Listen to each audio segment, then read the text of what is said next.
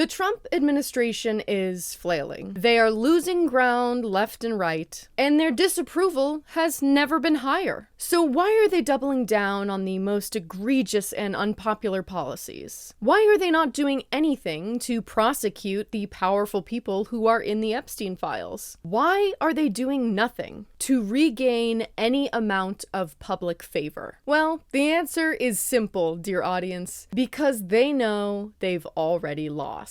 Hello, ladies, men, and non-binary friends. Welcome back. I've been hearing a lot online about extinction bursts and how we're seeing that play out with the Trump administration. And I wanted to talk a little bit more about this. Is this seat taken? For those unfamiliar, an extinction burst is a psychology term. An extinction burst is a temporary increase in the rate or intensity of the behavior. An extinction burst in narcissists is triggered by perceived threats to their power, resulting in aggressive and erratic behaviors as they attempt to regain dominance. Sound familiar? This is obviously not unique to narcissists, but it is a common case due to a narcissist's intense need for control and praise and attention, much like Donald Troll. And extinction bursts are usually an escalation from the typical manipulation tactics that narcissists employ, and more shifting towards outright aggression or outbursts. The mask slips. Yeah, Jennifer, go ahead.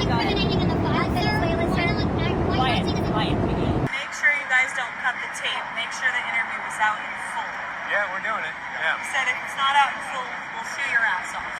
How many of Epstein's co-conspirators have you indicted? How many perpetrators are you even investigating? First, you showed it. I find it. How many have you indicted? Excuse me. I'm going to answer the question. Answer my question. No, I'm going to answer the question the way I want to answer the question. No, Your you're going to answer the theatrics are question the way I ridiculous. asked it. Chairman Jordan, I'm not going to get in the gutter with these people. The question was, how many of Epstein's... They don't like the answer, Chairman. Reclaiming my time. Because it's honest. Reclaiming So he asked a 4-minute question. Restore 45 seconds to Mr. Nadler, please, Mr. Chairman. Answer. You can let her filibuster all day long, but not on our watch. Not on our time. No way. And I told you about that, Attorney General, before you started. You don't tell me Yeah, I anything, did tell you because we saw what you did in the Senate. You're a lawyer, not even a lawyer. The answer to my question, how many of Epstein's co-conspirators has she indicted, is 0. This is a desperate attempt to regain control and assert dominance, usually through intimidation or fear. And this happens because they feel powerless in their situation. And it's why the process of the extinction burst is often a volatile process. So what are we supposed to do as American citizens? Well, if we look at what the professionals say about extinction burst behavior, the best way are measures like setting boundaries, finding support, and, funny enough, documenting everything. And while it may not be as easy to do this with someone who is in one of the most powerful positions on the planet, the American people are unintentionally kind of already doing this. Number one, setting boundaries. This change in the public narrative is happening because so many people are standing up and saying, we don't want this. This is wrong. The American people are making very clear that this is not who we want representing us, and that the evils being committed by the Trump administration are not tolerated by the vast majority of Americans. Number two, finding support. People are becoming more involved in their communities, sometimes out of necessity, sometimes out of just purely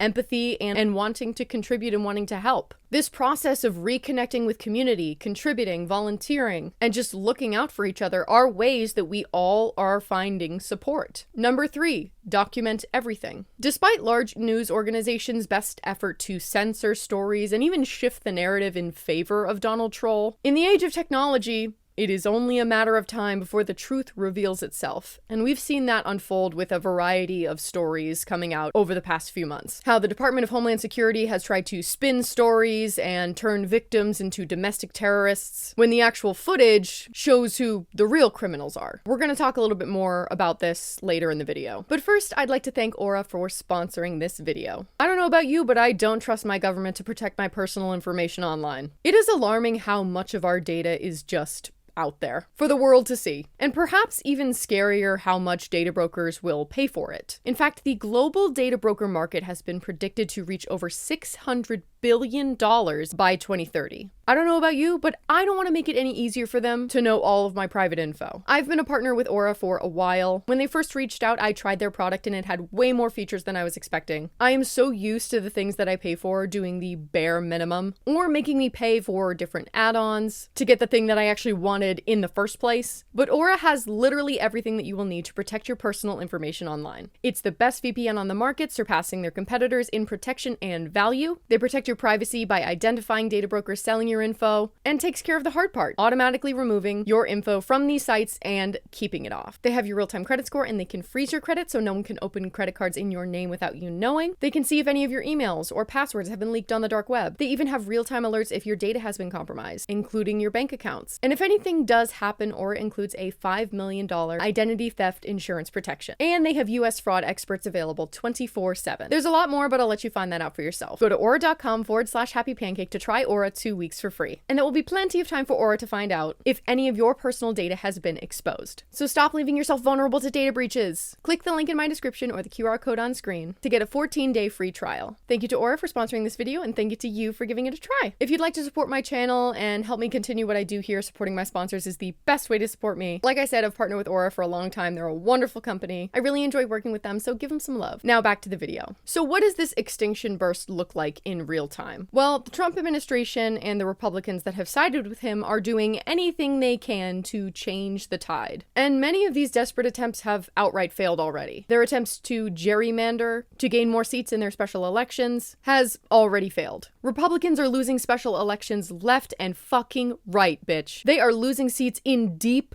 red districts. They are losing seats in Texas. Never in my life did I expect them to fuck up so bad that they were losing seats in deep red districts in Texas, bitch. You cheated on the test and you still fucking failed. Embarrassing. I'm sure many of you have already heard about Taylor Ramett, the Democrat who won the 9th state Senate district election. Whew. Now, this was one of the deep red districts that got flipped. For reference, Donald Troll won this district by 17 points in 2024, and Taylor Ramett won this by 14 points, which is a massive 31-point swing. And this one was a pretty devastating blow. The GOP was kind of shitting their pants with this one. According to the Democratic Legislative Campaign Committee, since the 2024 election, the Democrats have now flipped 26 seats, and Republicans have flipped how many? 0. So gerrymandering, flop, but they're not stopping there. They are doing everything they can to push through the SAVE Act, which in essence is an effort to keep people from voting in the midterm elections, but we're going to get into that a little bit later. Seemingly out of nowhere, Gallup will no longer be tracking the presidential approval after doing so for 88 years. How big of a check did he write you, Gallup? Now, this is obviously my opinion. This is all alleged. Gallup has said on record that they are moving in this direction because it's more in line with their mission, blah, blah, blah. If measuring the approval rating of the president was so against your mission, why would you be doing it for 88 years? Nearly a century. Now is the time? When you're gonna bow out? When we have a particularly unpopular president? Now is the time? Interesting. I call bullshit. I think you got a fat fucking check or some backroom deal to abandon any and all integrity that you might have had. It's so funny that America is quite literally exactly the type of tyrannical country that we were warned about growing up. You know, the ones where you can't say anything bad about your government or your president. You can't hurt his little feelings or he will retaliate by trying to kill your family. These are powerful figures with fragile little egos who do not give a shit about the people that they are supposed to be representing. Additionally, Homeland Security has sent subpoenas to Google, Meta, Reddit, and Discord, soliciting the account information, email addresses, names, billing addresses, for any accounts who are considered anti-ICE. Oh boy. Now, while this is a blatant violation of the First Amendment, this has never stopped them before. You have people like Mahmoud Khalil and Ramesa Ozturk as the most obvious examples of free speech violations. But now, with the overwhelming amount of anti-ICE sentiment in this country right now, are they expecting to get everyone?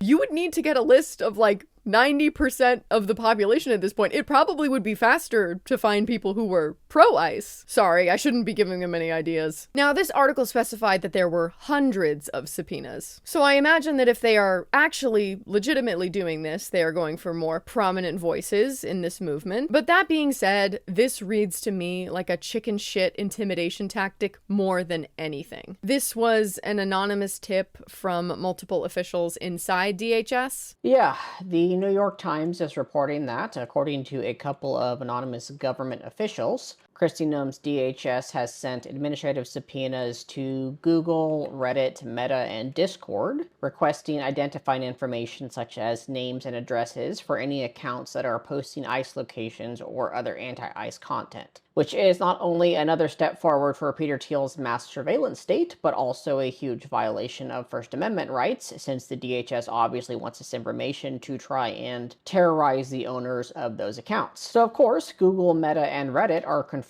to have voluntarily complied with the requests. It's unclear if Discord has complied as well, but given their recent launch of mandatory age verification, which conveniently uses a third-party verifier funded by Peter Thiel, they're not any better. Do they have to comply? No, much like the administrative warrants ICE likes to use to enter people's houses, administrative subpoenas are not signed by an actual judge and not a court order, so compliance is entirely voluntary.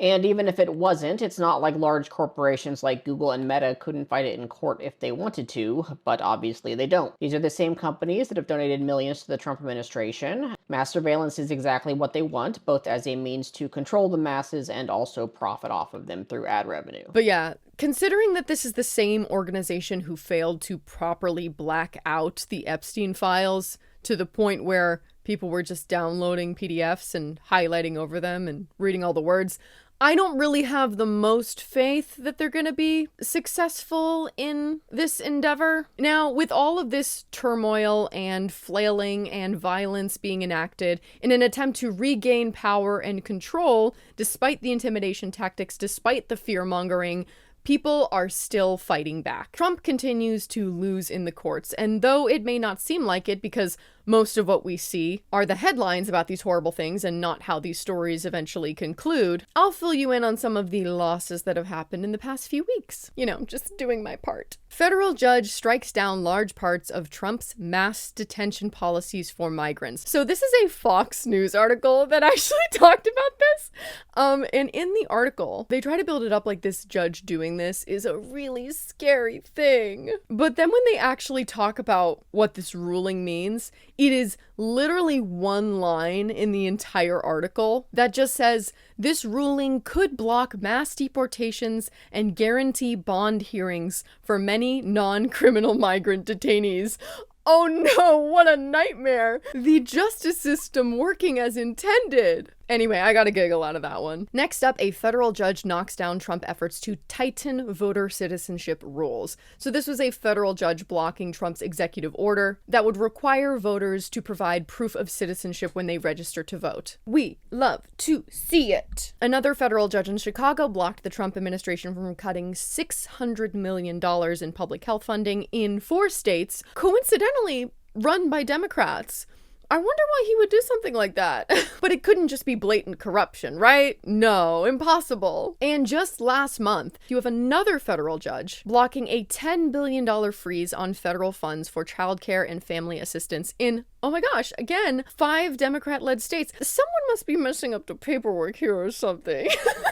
This guy's fucking evil, and everybody who's working for him is fucking evil. And this is just a handful of stories. There are so many more. This is also just like a general lesson to manage your intake regarding news stories. Honestly, all I had to type in was judge blocks Trump, and I got a bunch of shit that came up of different orders that were getting blocked. So if you need a little bit of hope core, that's a great way to cleanse the timeline. But it's crazy because like you have Reagan appointed judges that are standing up and oh, sorry, my electricity flickered. You have Reagan-appointed judges standing up and speaking out against him. Ronald fucking Reagan. The reason that I am still paying the equivalent of my rent each month in student loan debt, the reason why most of a generation of queer people are fucking dead, that disgusting rat leech of a scumbag appointed these judges who are standing on motherfucking business against a fascist regime. So it really is that bad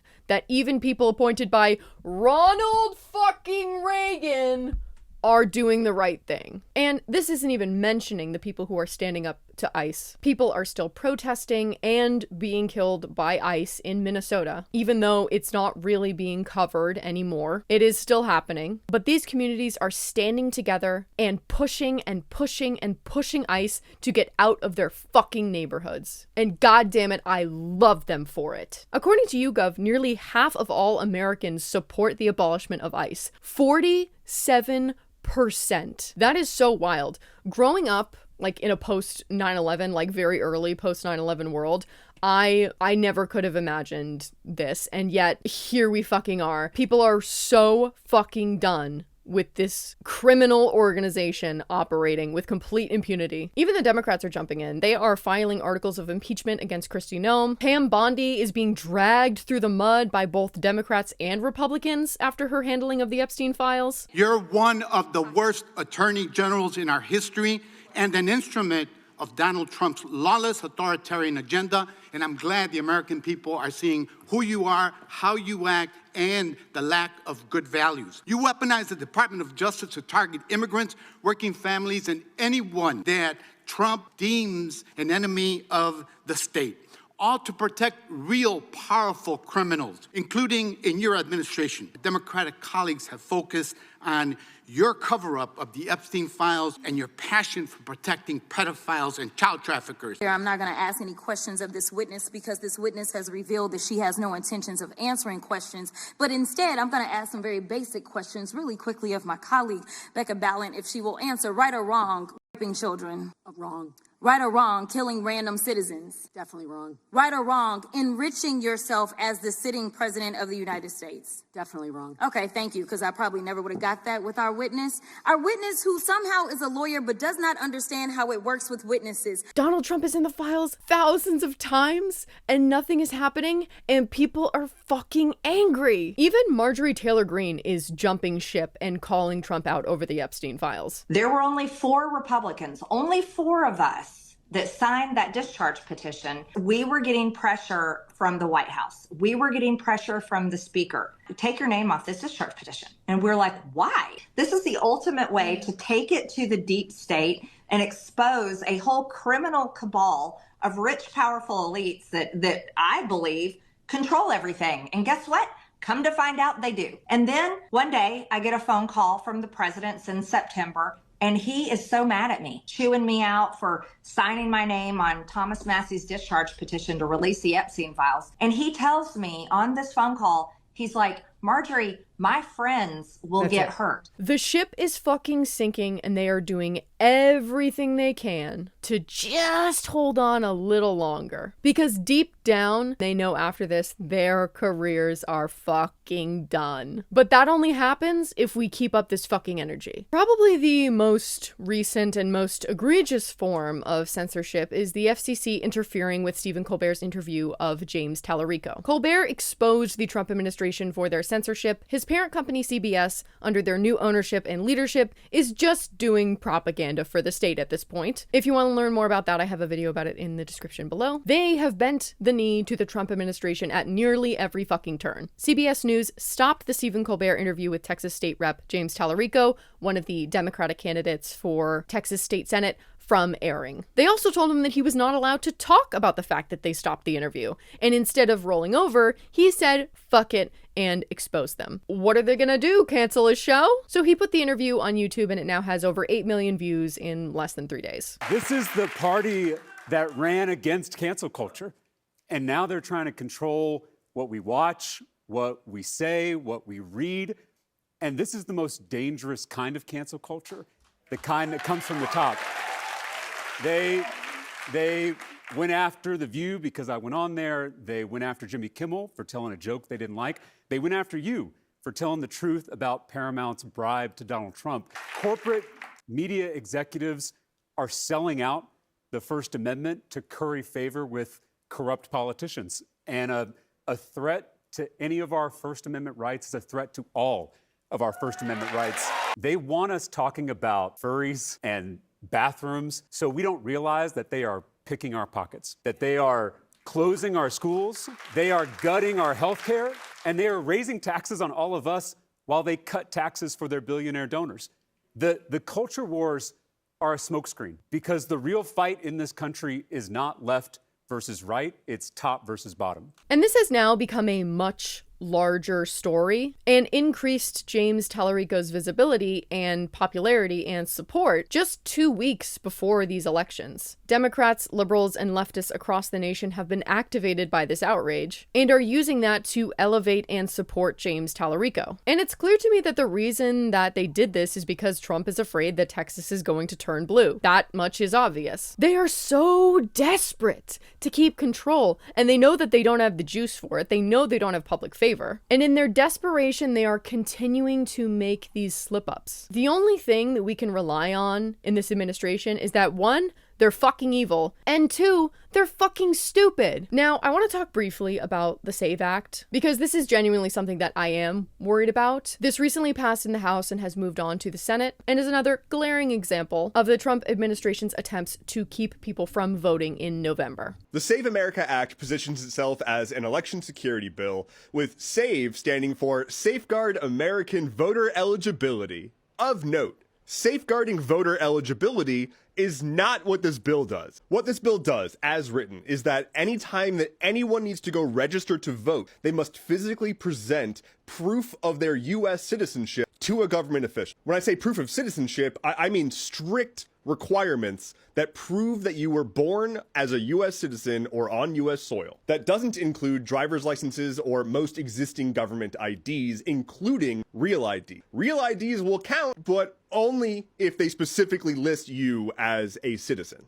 which they don't all do that. Here's a list of stuff that you could use under the SAVE Act to prove you're a citizen in order to be able to register to vote. Not to vote, but to even register. A currently valid U.S. passport, a military ID along with a service record indicating that you were born in the US, a government-issued photo ID which explicitly lists your place of birth as the US, which is not a common type of government ID, and a real ID if it actually lists that you are explicitly a citizen, a birth certificate that shows that you were born in the US, as well as a handful of other tertiary IDs that most people will not have. If you could not get your hands on that documentation, you're just fucked. You just don't get to register to vote. So this is not a voter ID law. It's not a proposal to send voter IDs to existing American citizens. It's not that kind of law. It just adds administrative burden to registering to vote. 9.1% of the population does not have access to any of these documents. 60% of the country doesn't have a passport, which is probably the easiest way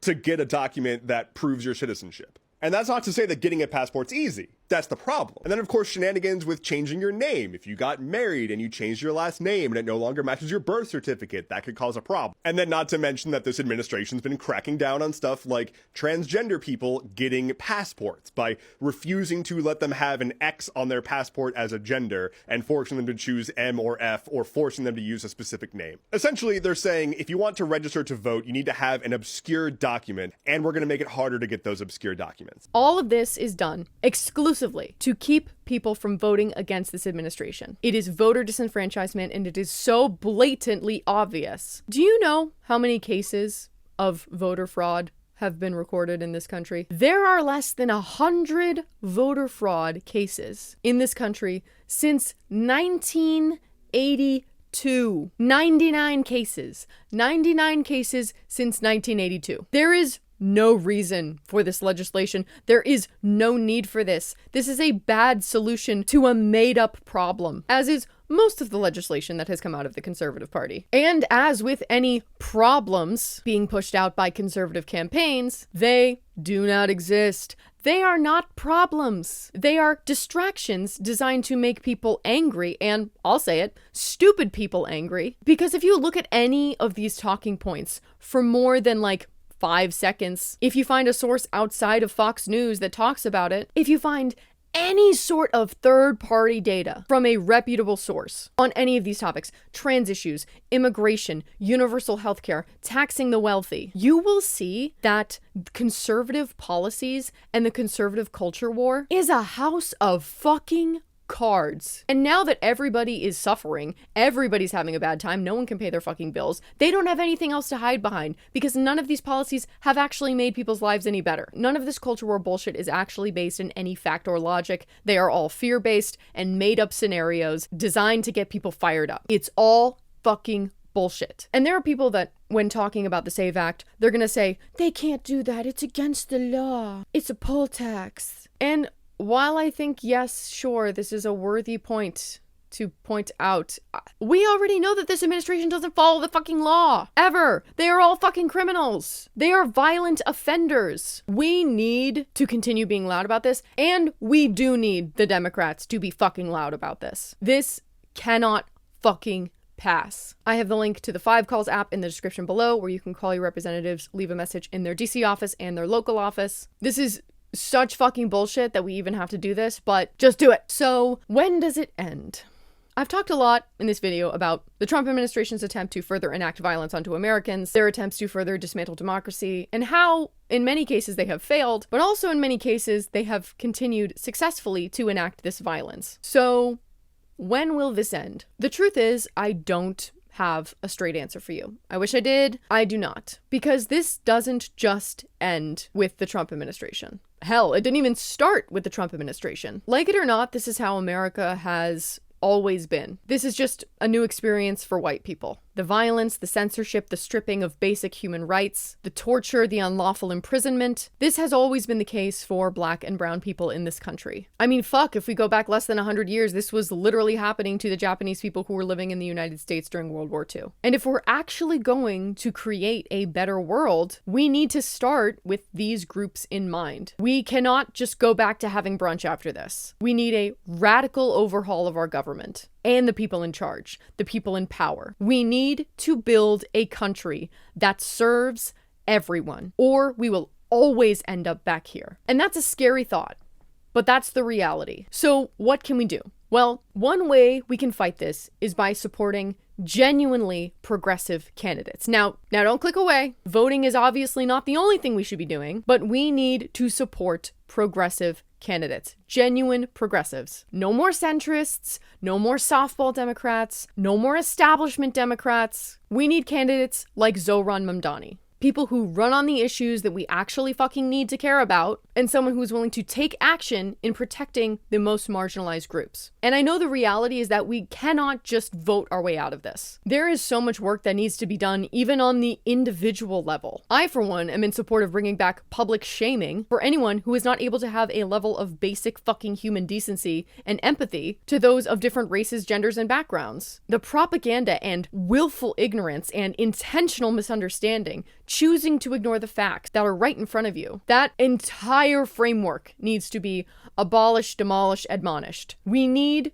to change on an individual level. Talk to your family, your friends' parents, because you better not be fucking friends with any of these people. And this is a call-in especially for my white viewers. I know your parents are always going to be inviting that piece of shit uncle and force your proximity to him every fucking Thanksgiving, Christmas, Hanukkah, whatever you celebrate. If you want to protect your friends and your family of marginalized identities, if you want to be the person actively fighting against the harmful ideologies being pushed by Trump and all of his fucking lackeys, I'm of the persuasion that you need to start those conversations at home. In whatever way you see fit. If shaming works, if logic works, if yelling works, you know your fucked up family better than I do. Rehabilitation. Bring it back to the Bible if you need to. Bring it back to class consciousness. Free speech violations, human rights violations, the billions being sent to Israel while Americans suffer. Whatever you need to do or reference. People can't eat, people can't live, people aren't treating others with respect. Now, of course,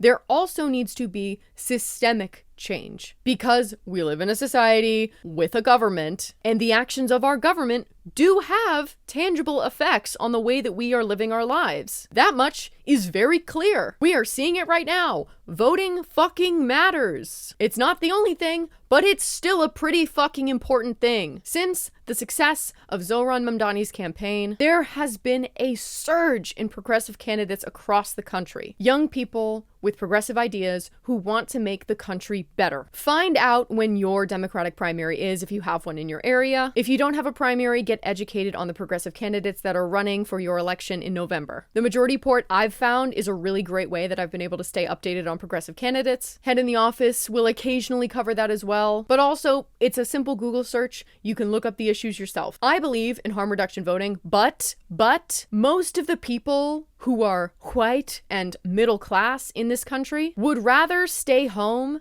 than vote for a candidate that they are not excited about. Most of the white and middle class Americans do not give a shit about harm reduction voting. They don't care enough to stay informed on issues. They don't care. The first election that I voted in was in 2016. I promise this is relevant. We all wanted Bernie.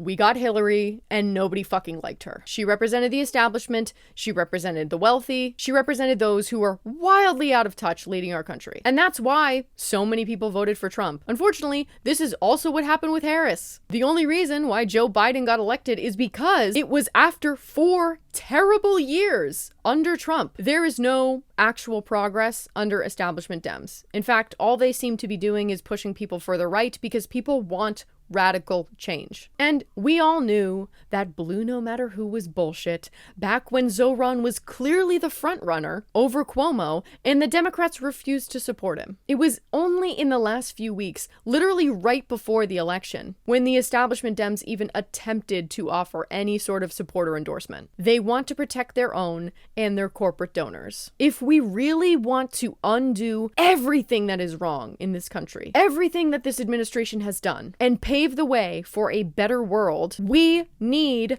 actual progressive change. Zoran forcing Governor Hochul's hand on taxing the rich at just 2% by essentially being like, hey girl, noticed you're dragging your feet on that. Also noticed you have an election coming up. Not me, I'm good. You though? Is absolute genius. Basically, he's like, yeah, looking at the books that former disgraced mayor of Tel Aviv, Eric Adams, left us, there are holes that need to be filled. And that can either be by raising property taxes on working New Yorkers, I think up to like 9.5%, or raising taxes on the richest New Yorkers and corporations at 2%. And he's essentially like, me? And the people that voted for me? Oh, and the people that I guess are gonna vote for you. They don't want that first one. They really don't want that first one. So yeah, I know that you have like a really difficult decision to make between those two equally bad options, but good luck. Take your time. Not too much time though, because remember, got that election in November. And I'm definitely not saying that affordability is basically a proven strategy to mobilize those non-voters, convert the Republican voters, basically what delivered me this historic win. I'm not saying that. The people did, though. So who are you going to listen to, Kathy? That's me asking now, not Zora. Your millions of voters or your handful of donors? I wonder if we have a situation where this is a clash between ideology and reality, and if faced with the fact that you won't get those taxes from Albany, would you really, really, really raise property taxes here in New York City? This is not a conversation on the basis of ideology. This is a conversation about a fiscal crisis. And when faced with this crisis, the question is who should pay these taxes? I believe that it should be the wealthiest New Yorkers, the most profitable corporations. The DNC is afraid of people like Zoran Mamdani because he proves that this could have been happening the whole fucking time. We could have been living better the whole time. It just highlights their incompetence. And these establishment Dems are too busy sucking the dicks of their corporate donors to actually help the American people. They're afraid of Zoran because after decades of dragging their fucking feet, he has shown just how much is possible when you actually give a shit. 36% of Democrats and Democrat-leaning independents identify as Democratic Socialists. 36%. That's a pretty big fucking chunk of voters. Why are Democrats so insistent on courting right-wing voters who have already decided that they are not interested, instead of appealing to this massive piece of the pie that is the Democratic Socialist vote? 36% identify as Democratic Socialists. Meanwhile, 0% of Republicans identify as Democrats. Why are we so determined to fucking lose? These are the things that I will be demanding from my politicians going forward. At least one, if not all of these things. 1, abolish ICE. 2, universal health care. 3, raising the minimum wage or guaranteed cost of living pay for workers. 4, universal housing or some plan for affordable housing or taxing landlords or shit. Literally anything. 5, criminal prosecutions for these ICE agents and people who are in the fucking Epstein files, especially those in our government. This is the bare fucking minimum as far as I am concerned. Bonus points for criminalizing corporations who lay off employees while the CEOs are getting bonuses. That would also be awesome. Oh, taxing the fucking rich. There is far too much that is wrong and bad now for us to fucking settle. We are 2 years out from a presidential election. We need to start demanding these things now. Get loud, get angry, don't stop talking about it, and know that you fucking deserve better. Nothing changes if nothing fucking changes. Yes, I believe that we are in the midst of an extinction burst, but that doesn't mean that the work stops here. I don't want anyone to feel discouraged or feel like you can't be a little bit excited about this because you know that in the end they are going to fail. But instead, I want to encourage you to use this excitement to give you a second wind of sorts. The health bar is down here, okay? Finish him. As always, I have Rawan's GoFundMe linked below. She's supposed to attend university this year, but Israel bombed her home and her school out of existence. If you'd like to donate, but you don't have the funds to, you can always watch my D&D campaign, Westerly Academy, where all the ad revenue goes directly to Palestinian families. So by literally watching D&D, you are helping the people of Palestine. Make sure to check out my sponsor Aura in the description below. And as always, thank you so much for watching. Subscribe if you want to hear more from me. Please take care of yourselves and each other. Bye. Very special thank you to Bagel's dad, Derek, Anonymous, Tiny Axes, and Robin Fellows.